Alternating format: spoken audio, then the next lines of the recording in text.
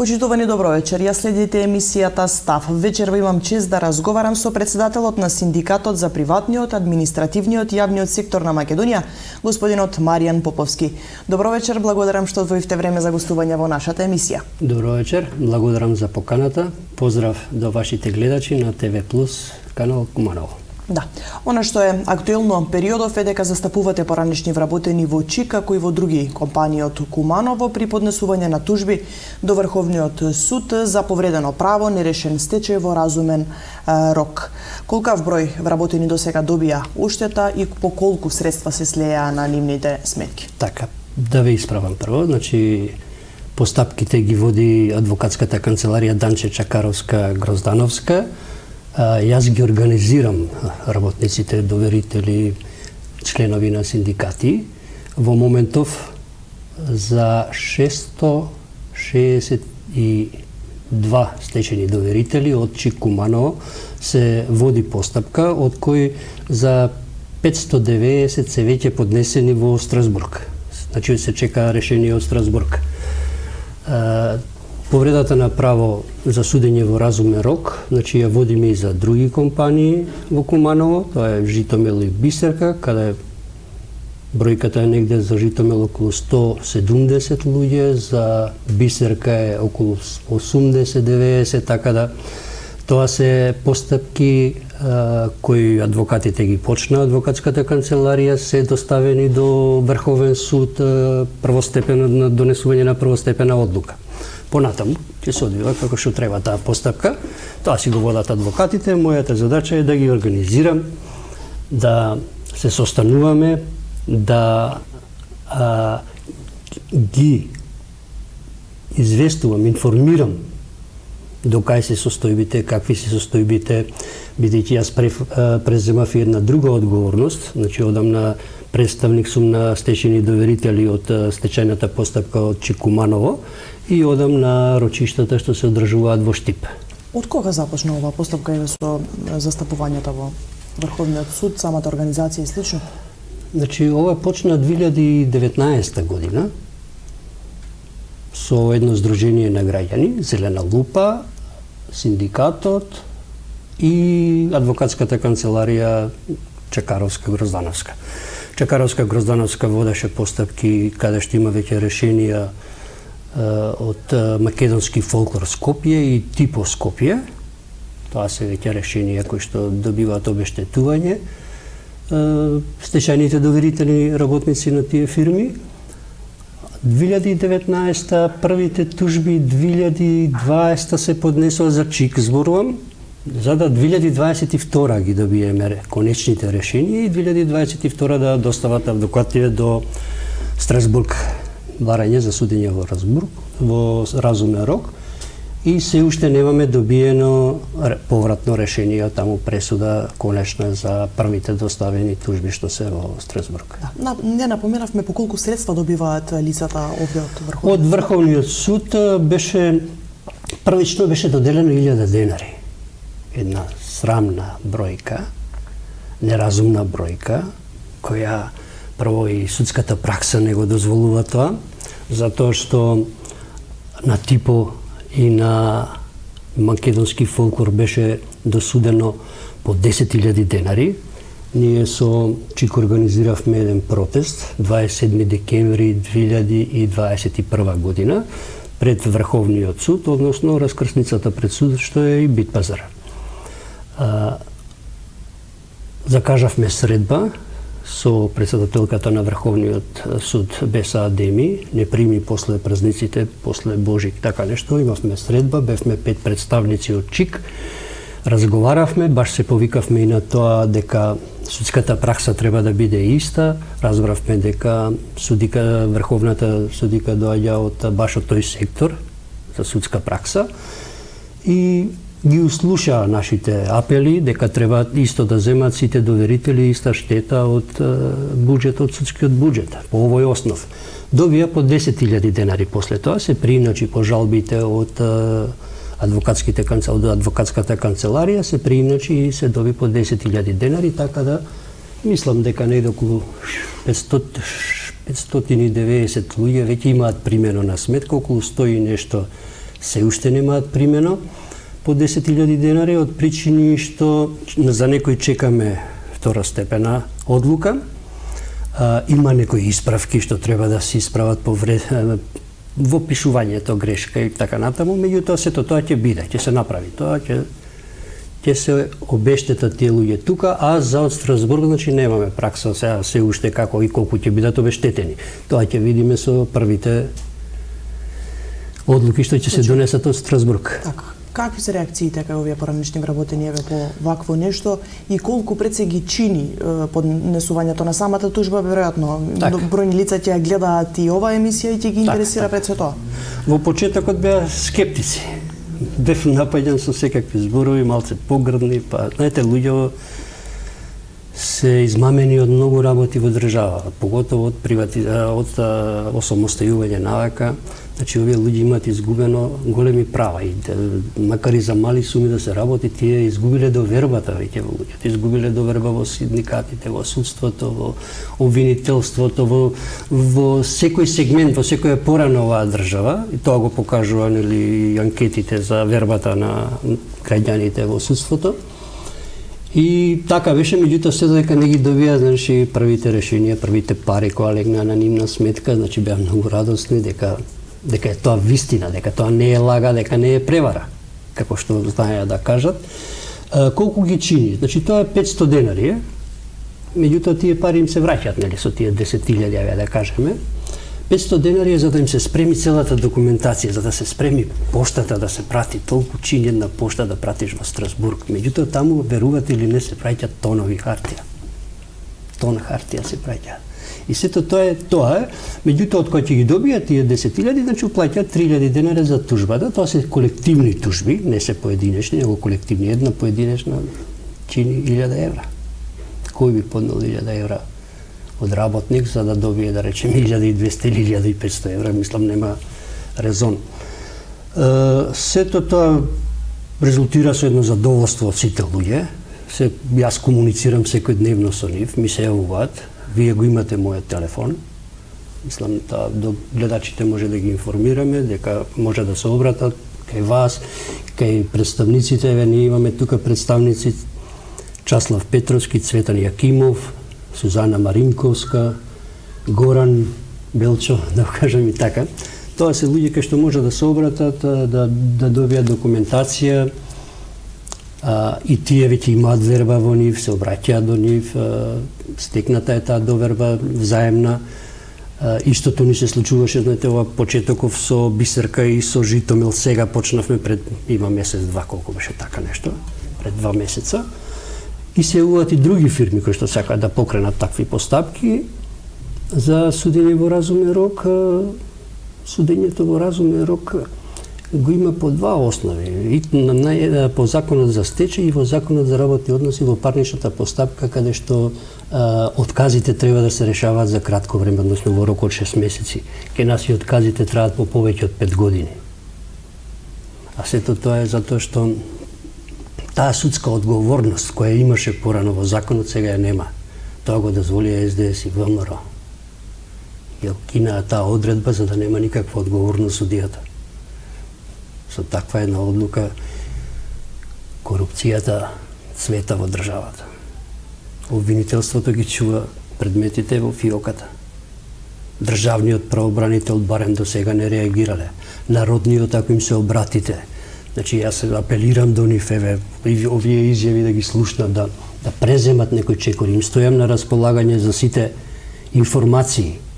Значи, сето тоа непостапување, транспарентно, корумпирано, несовесно, сето тоа си ги носи последиците на овие стечаи. Во Македонија, зборувам не само за овие 3 што ги спомнавме, него на сите поголеми фирми, поготово за губарите и така натаму.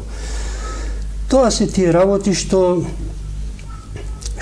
се трудиме некако да ги решиме, а сето тоа ќе го сносат како последици на грб ќе биде на граѓаните на Република Македонија. Значи, тие ќе треба да го платат ова.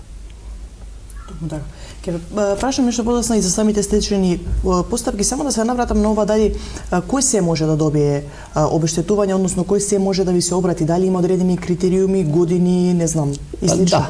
Да, за ЧИК, значи тие што работеле до 2004 година, во вториот стечај, значи тие имаат прв стечај 93 година, фирмата се рестартира, работи до 99-та. Тука малку ќе се покаже и како се манипулира со тие фирми и мислам дека учесници се сите тука и државата и сите институции, директори и така натаму, а после продолжуваат другите институции. Значи 2004 година тие што работеле до 2004 и тие што работеле од 99-та до да речеме 2003 година, ако тужеле и тоа побарување го пријавиле во стечената маса, во стечената постапка. Ако не го пријавиле, значи нема право. Ние имаме список изваден од увидот во постапката што е стечена и тој список го имаме, кај мене е лично тој список. Луѓето си подпишуваат изјави за заштита на лични податоци. Значи го нема никој друг, само адвокатите и јас, и така да ќе се јават на телефон, им кажуваме дали може да се пријават или не може да се пријават, дали ги има на тој список или ги нема. Од како ја направивте репортажата со колегите, се јавија многу од 93-та година. Меѓутоа го за жал го немаат тоа право, тие немаат изгубено плати и придонеси. По тој основ се тие доверители во стечената постапка. Ги споменавте самите стечајни постапки, еве ЧИК Куманово беше во стечај од 2004 година. Тоа е само еден пример, за жал во Куманово има бројни такви компании, како што веќе и рековте, има и на ниво на државата. Зошто се дозволува сето ова? Лични интереси ли се работи? Што покажува вашето искуство до сега? Зошто се доведува во ваквата состојба? Па да, тоа пред се... Дали е целта да се продадат после по ниска цена? Па капиталот, односно таа стечајна маса се обезвреднува. Целта е, значи тоа е пак, тука се вмешани суди, стечајни управници, одборот на доверители, сите сносат одговорност. Олигарси некои, моćници и така натаму, се тоа во договор се прави. Никој ништо не презема, со тоа значи прават една повреда на законот, сите овие што ги спомнав. И кога ние присуствувавме на последнава седница, му велиме на стечајниот управник да преземе чекори, да поднесе кривични пријави против сите тие што го обештетиле ЧИК. Тој ми рече, тој ни вели, нас сведоци сме 4-5 души бевме, ни вели поднесете вие, да, ние ќе поднесеме, меѓутоа вие сте тие што треба законската регулатива и правната постапка да ја запазите, да го чувате имотот на таа фирма. Тој имот не е само на стечените доверители, зборам за работниците, него и на државата. Фондот за пензиско, УЈП, не знам каде, меѓутоа јас ги обвинувам државите за државата и институциите, ги обвинувам затоа што дозволиле работници да не земат 5 години плата. Тоа во светот го нема никаде. 5 години да не земете плата, придонеси да не ви се платат. Која е таа штета? Понатаму ќе ви кажам нешто друго што се прави, или може и сега, меѓутоа сега по налог на Врховен суд се носи одлука, треба да донесат одлука за затварање на стечената постапка, решение. ЧИК се уште не може да го затвори се додека документите се во Врховен суд, не се во стечена во судот во Штип.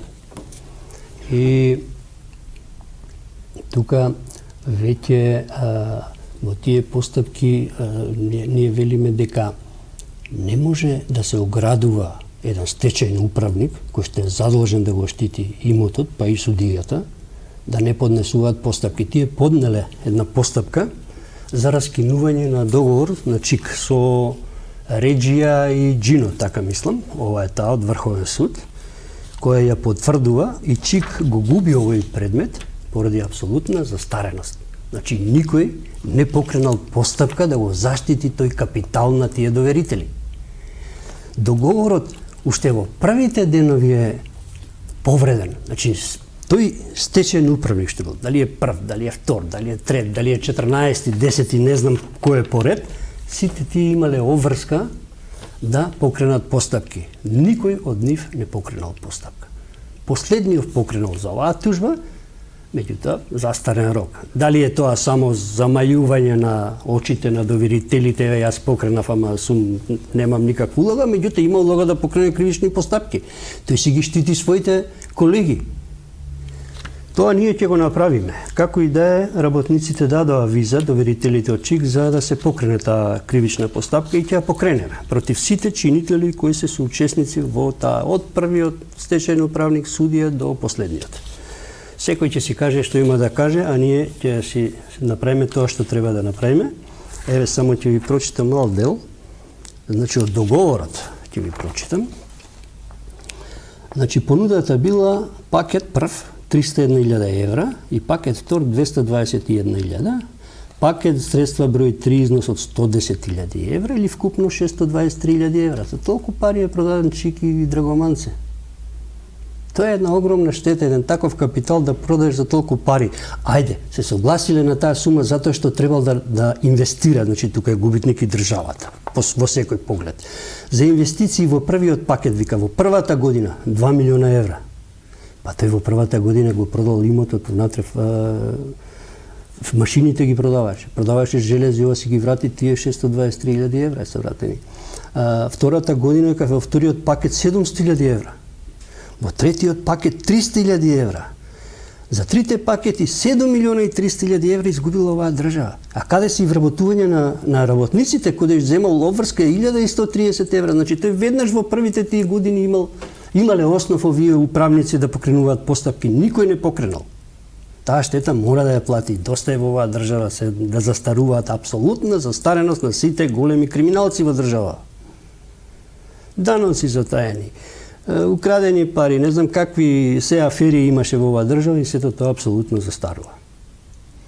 Нагласивте дека најголеми жртви посебно на ваквите долги стечајни постапки најчесто се работниците, листата на оштетените доверители веројатно загубите ги знаат, можеби само тие. Да. Најголеми губитници се работниците. Јас на последното рочиште им рековме, дајте платете им ги придонесете, па крадете колку сакате после. Крадете, доста е со овие луѓе, изгубија 5 години стаж, не можат да земат пензија како што треба. Друго што сакам да напоменам, во сето ова, покрај тоа што се тие најголеми губитници, затоа што гледам, да, има државен правобранител кој што сега бил запознат од нас дека има имот во Прешево, во Врање и имаме сведок, наша колешка, која била во Прешево и била во фирмата каде што добила информација од тој газда тамо што е на таа, односно што работи во таа фирма, дека тој секој месец уплаќал по 6.000 евра во Македонија, како кирија. Не и кажал на кого, ние тоа го пренесовме во постапката што е во Штип. Прво ќутеше малку стечениот управник, на следното кажа некој работи, меѓутоа го задолживме да превземе чекори, што не презема чекори. Значи тука е веќе и меѓународен криминал. Добивме информации за некои продавани дуќани, 20 дуќани.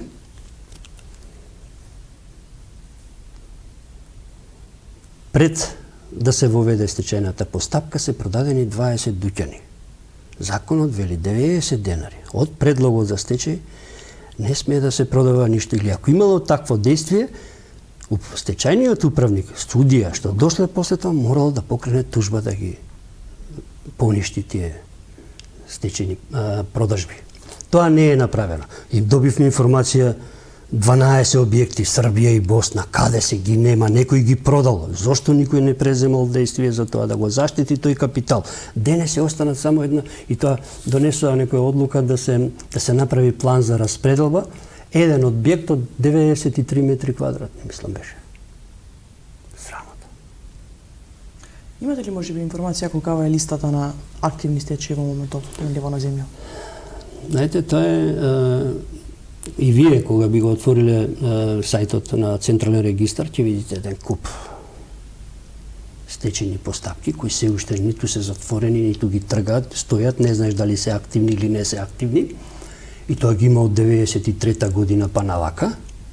Ајде да не ги сметам тие мали дуелчиња каде што ништо никој не може да наплати, тоа се основачи со по 5000, меѓутоа има и големи фирми. Тоа го утврдуваат адвокатите.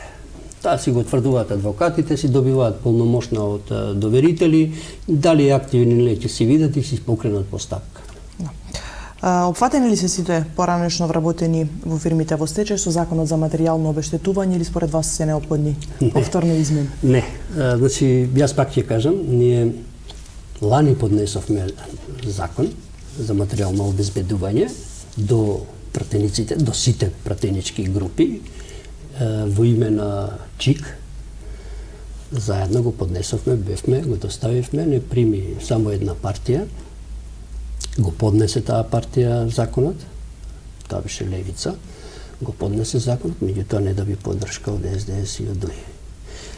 Тој закон што го прават, тој е од времен карактер.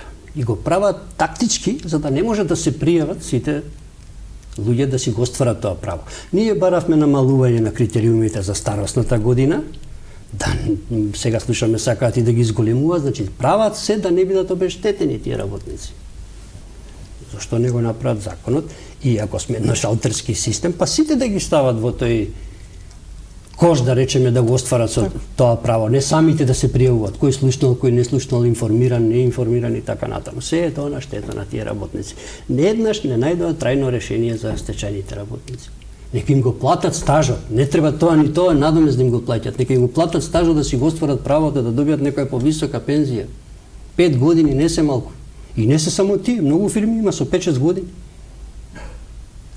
Тоа е трагично. Покрај во Куманово, вклучени сте и во организација на вработените од другите градови, од другите компании?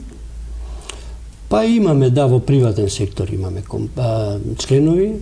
Еве сега имам покрената постапка тука исто за во Куманово за исплата на К15 во една фирма, нема да ја откривам сега, треба да постапи трудовиот инспектор. Можам и тие малку да ги критикувам, трудовиот инспектор е исто една таква корумпирана институција како и сите други. Нема нешто, нема сегмент пора нема да не е корумпирана во оваа наша државичка. Тоа е имаат тоа врска еднаш годишно да прават редовна контрола. Па ако влезам јас во една редовна контрола, па ако имам право да ги согледам сите документи. Па вие знаете во едни приватни фирми денес немаме договор кај работникот. А законот упатува дека пред да влезе работникот на работа мора да има договор за работа. Си ги одјавуваат, си ги пријавуваат кога сакат, без да знаат работниците со бланко подписи на бел лист. Жалосно. И тоа не го презема никој, сега мора да поднесуваме ние представки ние, да. Меѓутоа ќе дојде ред, значи и против нив да доставуваме кривични пријави за злоупотреба на службена поможба, затоа што ги имаат сите права, не ги утврдуваат оврските или она што го укажуваме. Ние тоа го правиме, значи не можеме да јас на пример кога го правам, не ги посочувам работниците на кои им е погрешено правото, прекршено правото, од причини што веднаш ќе има репрекусии према тој работник. Може ќе биде избркан, може ќе биде сменет од работно место на друго работно место и затоа луѓето немаат и верба ниту во синдикатите, ниту во државните институции, се плашат да излезат на протест или на штрајк ако ги викнеш. Сето тоа е последица на приватизацијата наша, која беше исто така криминална во нашава држава. Да. Еве, тој ја напоменав токму до вербата, ве прашав нешто претходно пред самата емисија. Вие сте релативно нов синдикат, чинам. Да, лани го регистриравме. Може ли да се врати до вербата кај граѓаните, да веруваат на вистина во синдикат? Па само со честни синдикалци, борци, да, јас признавам, има една синдикалка што ја почитувам од Гласен текстилец, меѓутоа она е повеќе член има организирано Сдружение на граѓани. Тоа беше Штип, ако не грешам. Да. Таму има исто кршење на правата, се борат доста солидно. Мислам дека ќе може да се врати со такви личности. Јас барем сега не ја признавам за личност која се бори за правата на работниците. Тешко е, да, меѓутоа се надевам дека во догледно време треба да се врати до вербата на работникот, треба да бидат сложни, единствени, затоа што силата е во бројноста, затоа што треба да се штити поединецот. Значи на еден работник да му се направи некој кршење на правата, треба сите да застанат позади тој. Оти денес ако е за еден, утре ќе биде за другиот. За жал, Јас како член долгогодишен во ССМ и во СИЕР, СИЕР пак правеше поединечни штрајкови, меѓутоа никогаш генерален, на ниво на гранка. ССМ никогаш не направи генерален штрајк, КСС не може исто да направи, прави само сонг. Знаеш, кој ќе излегувате од влада и кој ќе се гушкате и кој ќе кревате раце со работодавачи, ја губите довербата. Го измами е убаво, да кажеме. ССМ за тие 2806 денари јас реагирав дека не треба тоа да се бара 2806 денари, него треба да се иде скалесто, како тоа што го велат синдикалците скалесто, односно по степенот на стручна подготовка. Минималната плата треба да се множи со степенот на стручна подготовка и платите ќе си одат како расне на малата, така ќе се расне на високата. Како може да се зачленат сите заинтересирани граѓани? Вие канцеларијата е во Скопје, така?